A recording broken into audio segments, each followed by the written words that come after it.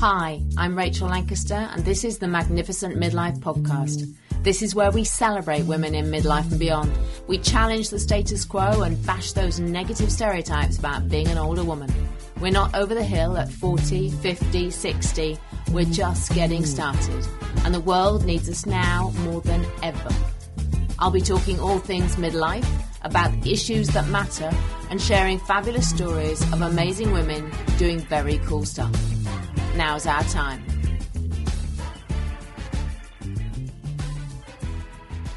My guest today is Tania Dalton, and Tania is a healthy aging coach and a fitness trainer who's as passionate as me about redefining age. She has a massive following on Instagram, of which I'm very jealous. She's really, really inspiring, and I knew I just had to have her on the podcast. Welcome, Tania.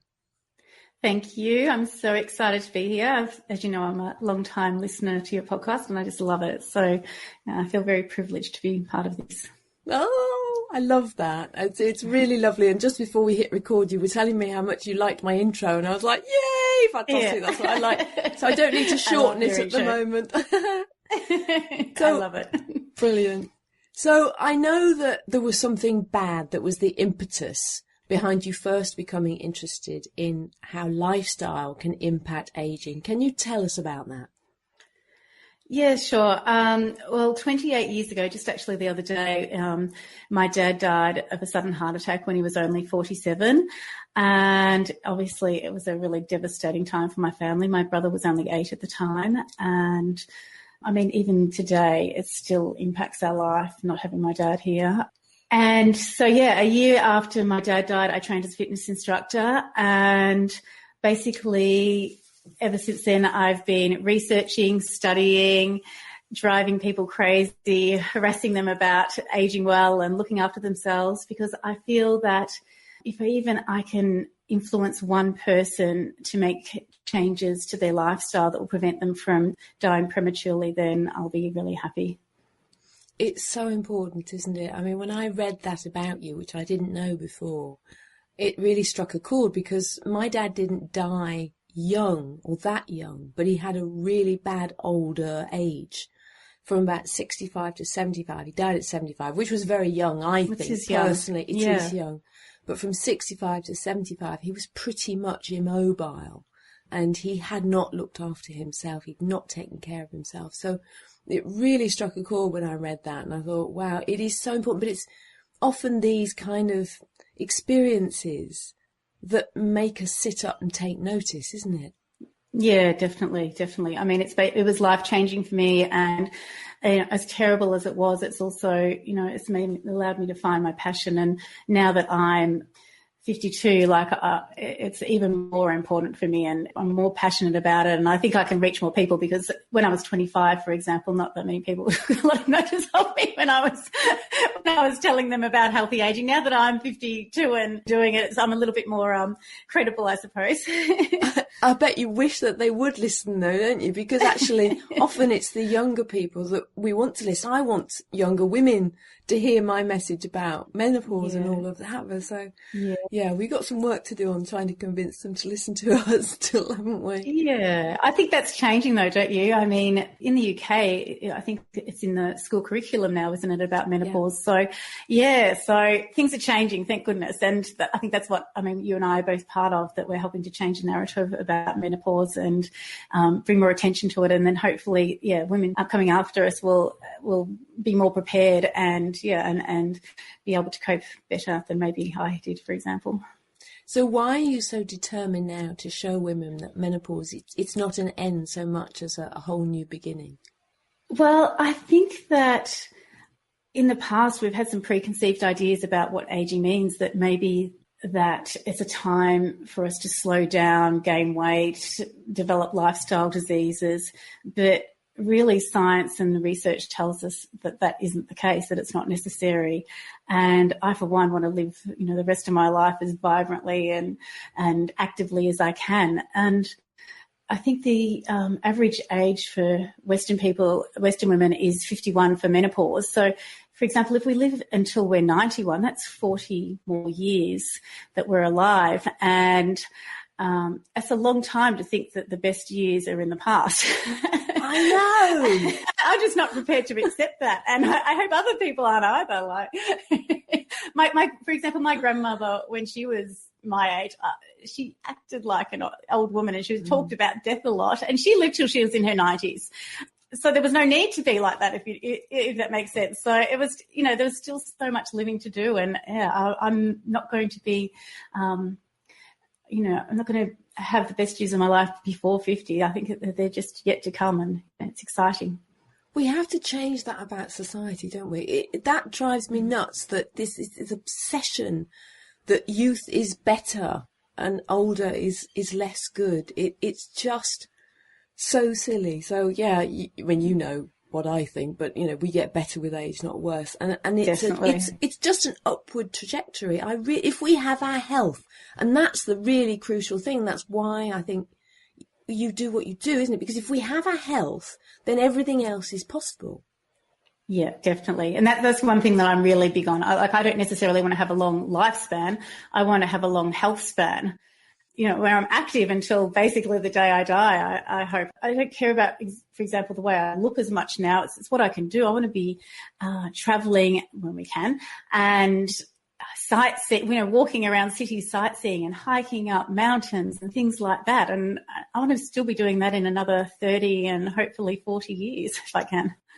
And we have to take care of ourselves to be able to do that. I know you've had problems with aches and pains, haven't you? And I notice it, when I get up in the morning, I'm not as flexible as I would like to be. I did a bit of yoga before we came on today, just to sort of try and loosen myself up.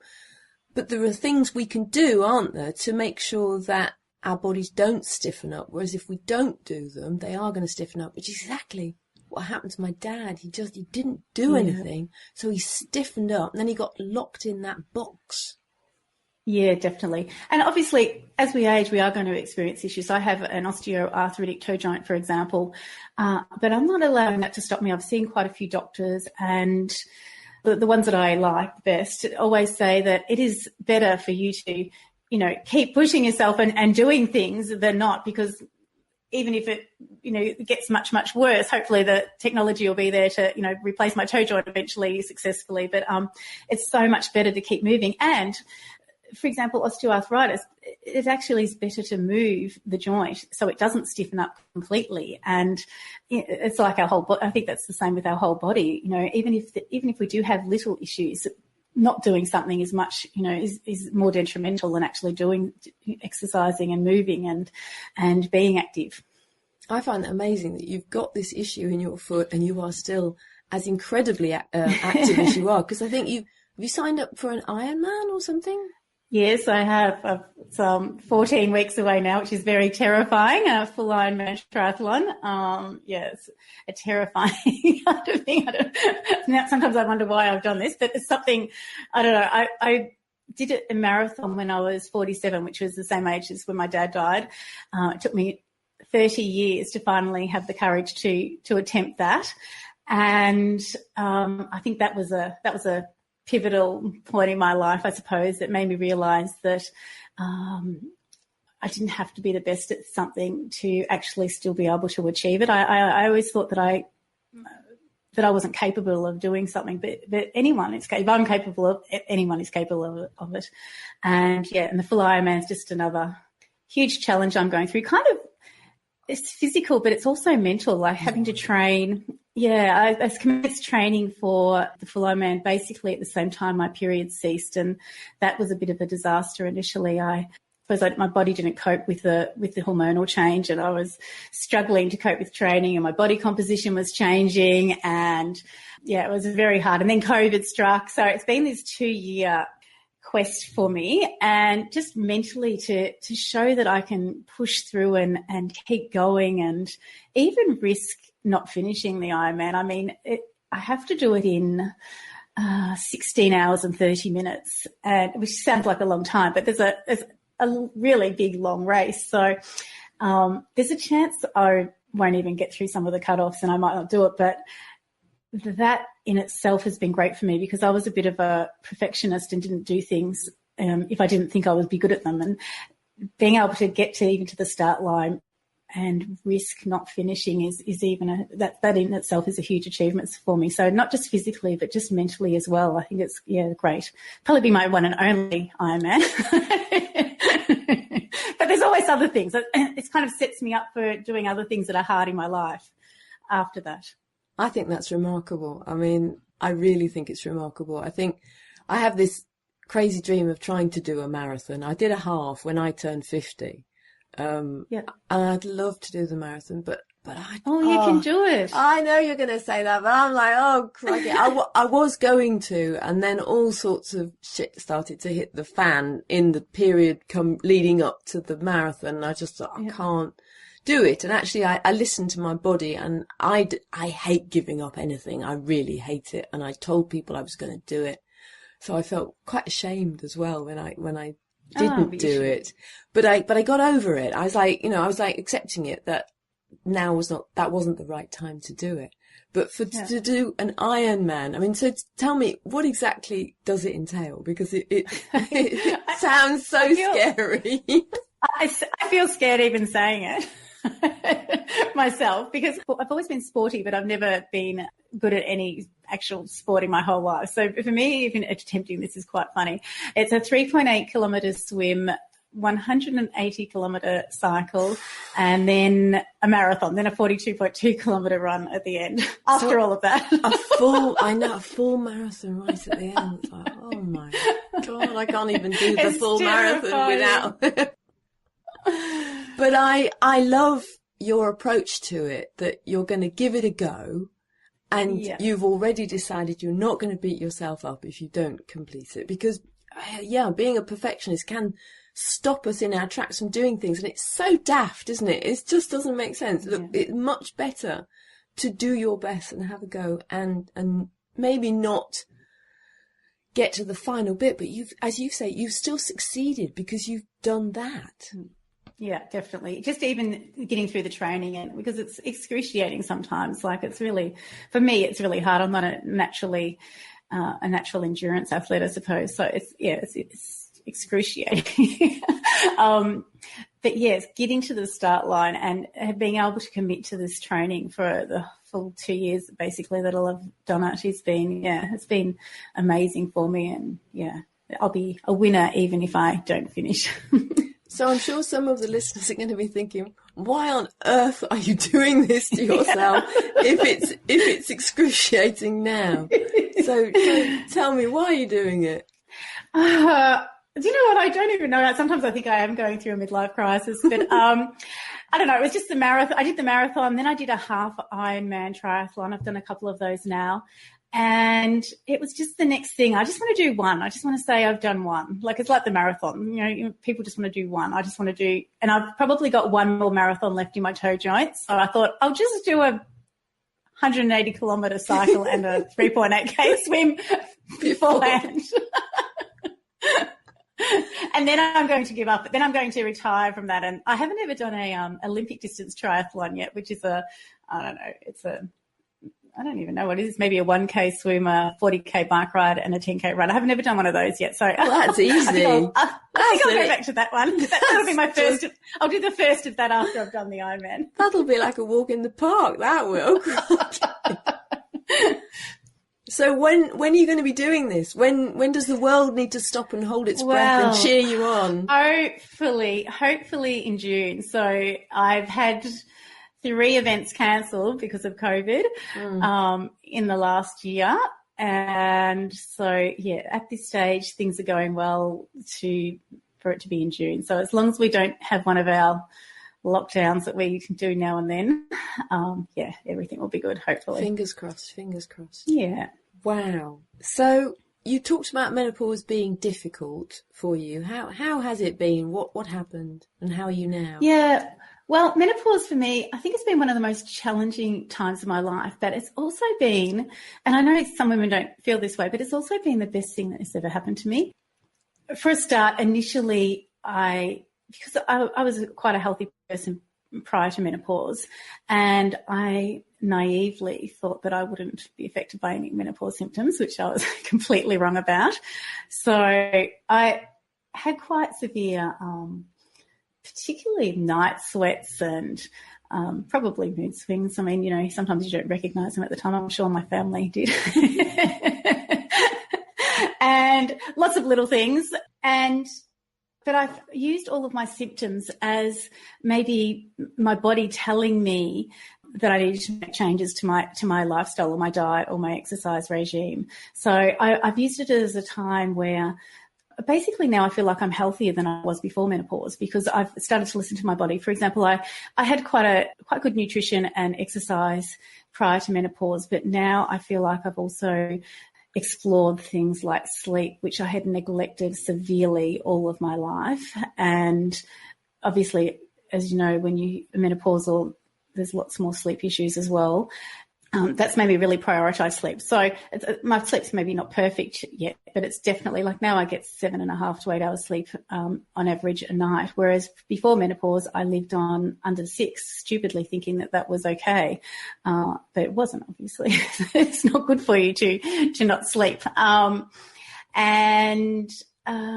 just stress reduction. I really realised that I didn't manage stress well, and then as you know, when estrogen disappears, your management of cortisol, you know, is disrupted, and that was quite difficult for me. I don't think my body coped as well either. So it's made me really rethink a lot of things that I had in the past, and in the end, I feel like I'm actually healthier overall than I was beforehand, which is fantastic.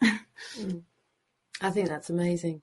I love that approach. I mean, you know, I agree on the whole listen to your body thing. But yeah, I feel better. Yeah. I feel better now. I feel healthier. I've got a few aches and pains, but I feel much more me health-wise, I think. Yeah. I feel sort of more authentically me as well. That's exactly the same. Yeah. And sleep is so important, isn't it? I'm only just beginning to realise that. I think it is probably the most important thing in your health. That and stress management, I think, are the two most important things in our health, like even more than exercise and diet. And they're the things that I neglected in the past. So menopause has allowed me to see that, and my body has told me that I need to address those things. And it's great. I'm really pleased that I've listened to my body and made changes and continue to make those changes and listen to what it needs. One thing I think as well with menopause that I really, really like is that we don't have those fluctuating hormones. Well, once you hit postmenopause, you don't have those fluctuating hormones. So, there's none of that. I had quite, I suppose, bad PMT when I was younger, and now it's so nice just to have this like stability. And I know that not all women experience that straight away, and it took me a while, but now my hormones have settled. It's a really nice feeling. I really like it, and I think it's something we should be celebrating, and not having periods anymore either. I mean, yeah. I agree. So you've talked about finding a simple and effective way to transform your own life. Is what you've talked about part of that, presumably? Is there anything else that is part of that? Yeah, basically that's kind of, it's just my attitude has changed. And I don't believe in, obviously I have an extreme exercise regime for my Ironman training, which is not normal. But once I finish that, I'll be going back to a more realistic and lighter training program. So I just think that I don't believe in fad diets or restrictive diets. I don't really take very many or hardly ever any supplements or anything like that. I just try to just live it as simply and healthily as possible. So I cook as many meals as I can myself. I think it's really important to get outside a lot, especially in the morning, to get morning light in our eyes so our circadian rhythms can start working properly, which then helps us sleep in the end. And spending time in nature, I don't know, I think it's a really important thing to be outside a lot and get vitamin D, get our sunlight, which is hard for you guys over there, obviously, but even more important why you should be getting outside a lot. So I just have this really simple approach to life, and I think it's basically really effective. I just don't think there's some people are after miracles and quick fixes, but there is none, and there's no magic pill. It's just really living a simple, healthy lifestyle that includes movement, good nutrition most of the time. Like I still eat my favourite foods like bread and chocolate most days. But other than that, I have a really healthy diet. And, yeah, just making time for relaxation and being around people that you love. And you come to terms with the so-called negative aspects of aging in terms of, you know, how the body changes and how our looks change. Have you managed to come to peace with that? Yeah, I think so. Obviously, it was quite a shock for me when my body did start changing, because I was training for this Ironman, doing more exercise than I'd ever done before, and my body composition started changing, and I saw significant muscle mass loss and belly fat gain. I mean, I've always had a little bit of a belly anyway, but you know, like a proper like hormonal belly fat. I was a little bit shocked for a start, I suppose. But I must admit, things have kind of settled down, and my body's kind of, maybe I've changed my diet a little bit and exercise a little bit to work more with my body than against it. And I'm just more accepting. I mean, I think there's more important things than the way we look. I mean, like I said, I want to be able to climb mountains and sightsee and do a physical event or something like that if I want to. I don't really think that worrying about a little bit of extra body fat's really that important in the long run, as long as we're healthy. But you do a lot of exercise. So for the women, I do a lot of exercise. I can't wait for the 14 weeks to go. Now I'm just going to be lazy for a while. So for those of us who don't do quite so much exercise, actually a lot less exercise, what suggestions or recommendations do you have in terms of, you know, diet? So what should we be including or not including? And then also exercise. But if we start with diet, how have you changed your diet? Well, with diet, the changes I've made, I've realised when things started to go bad with me, with my training and my body, I had a little bit more of a look about what I did eat, which it was healthy. But as most women this age, we come from the 80s when it was all high carb, low fat. And I think that influence still, unintentionally influenced the way I ate a little bit. So I really neglected protein in my diet. So I've added a lot more protein in my diet, just to make sure that I have some kind of protein in every meal that I eat now. So just so that we've got like a nice range of it throughout the day. And that helps us to keep us satisfied as well, which is really important because we don't want to be starving. And then I've also included a lot more foods that have phytoestrogens in them. So that theoretically help balance our hormones a little bit. And things like flax seeds, legumes, broccoli, some fermented soy products and edamame beans, things like that. And then I think just overall, just ensuring that I'm having a lot more vegetables and fruit in my diet, so I'm getting a lot more nutrients, and just, that's kind of the way I've approached diet. I don't have I haven't really ever cut anything out. I've probably just added some more things and added more variety, because I think the more variety we get, the better it is for our gut microbiome. And when you're eating a lot of healthy foods, then, you don't feel like as many junky, cakey things either. Not saying that you shouldn't have those, but just, as long as most of your diet is made up of healthy foods. Then with exercise, I think one thing that is just critical is that we strength train, because we lose so much muscle mass, bone density and strength from midlife onwards. And that's kind of the number one thing that we really need to do. I mean, even myself, because I was training for this Ironman event, I kind of neglected my strength training because of time, and maybe because it wasn't my priority, and that's where I saw my muscle mass really decrease quite significantly. So it's definitely an important thing. And there is a bit of a controversy at the moment about what kind of strength training to do. You'll see lots of things online about that we only need to lift little light weights and things, but really to stimulate our bone rebuilding and our muscle mass, we really do need to lift heavy things. So but by that I mean something that we can maybe only lift around 6 times. And we don't do that straight away. You need to obviously work up to that. You don't want to try and go and lift something really heavy and injure yourself for a start. But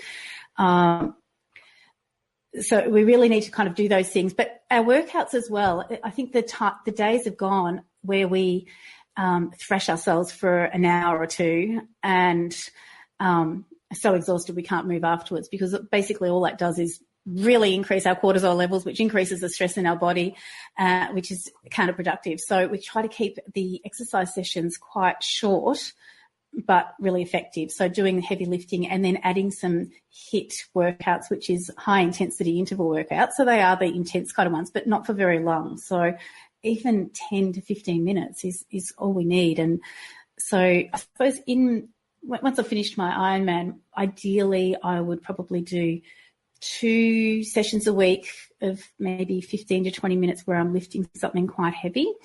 And using lots of muscles, so like a squat or a lunge and things like that, where you lose lots of joints and muscles. And then another 2 sessions where I'm doing some kind of like a little bit higher intensity workouts, but only for like 10 or 15 minutes. Yeah, and then add some things like yoga and things like that are calming and help reduce our cortisol levels and help our flexibility.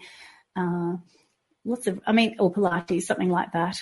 And yeah, and then the other thing is as well, incidental exercise. That's my favorite topic in the whole world. I really think that we really need to just move a lot. Like, it doesn't have to be fast. We just need to move a lot throughout the day. So walking wherever we can, or if you can cycle, to the shops and things like that, rather than driving, things like that really help us stay mobile and healthy throughout our life.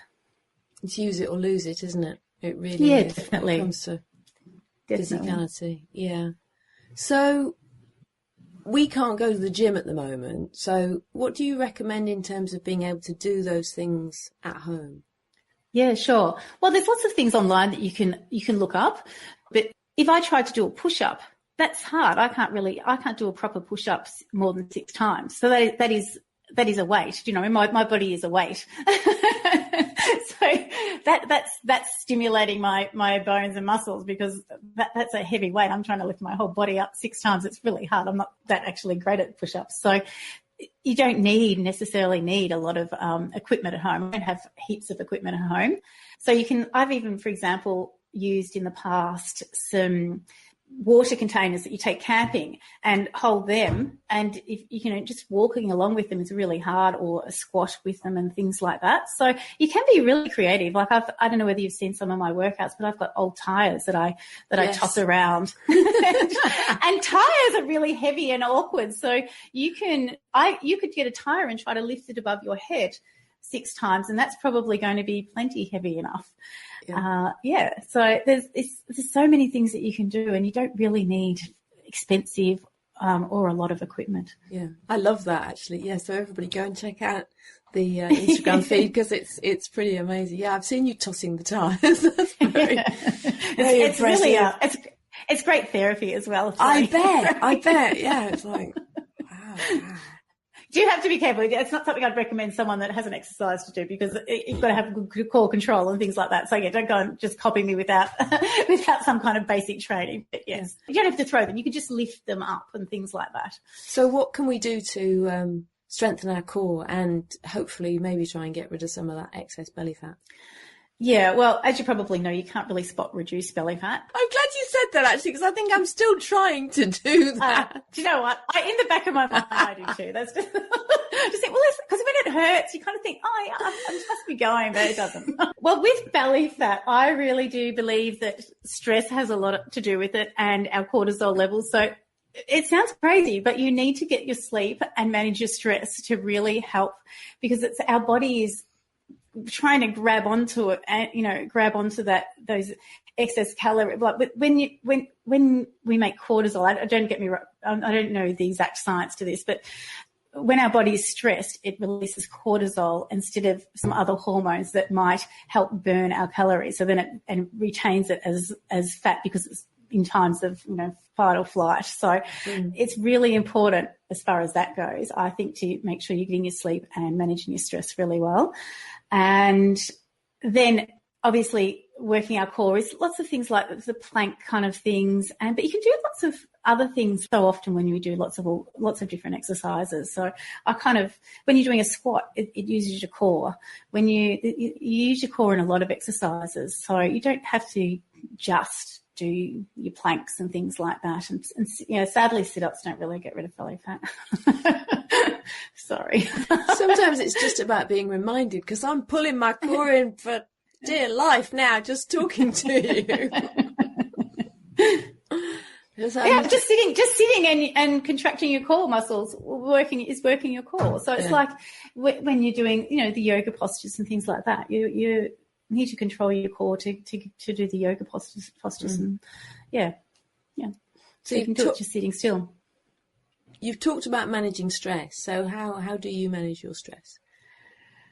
Oh, well, one thing I have changed, like I wouldn't call myself a meditator as such. I can't really sit there for an hour meditating, but I do recognize the benefits, and it goes without saying that there are benefits to meditation and mindfulness, which I think most people are aware of now.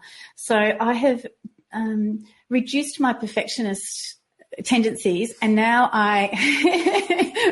again, which is really good for me, and now I have this thing where even if I just do 1 minute meditation, so I use an app, and even if I just do a 1 or 2 minute meditation, maybe 1 or 2 times a day, then I'm getting into the habit. And so then gradually, when I can as well, I'll do a longer one. But the minimum I do is even just 1 minute a couple of times a day, or when I'm feeling stressed as well. So I've got this favorite one that I listen to. I can almost say it off by heart now, I think. When I get stressed now, I think about that my favorite little meditation, 1 minute, and I just kind of do my breathing, and that really helps.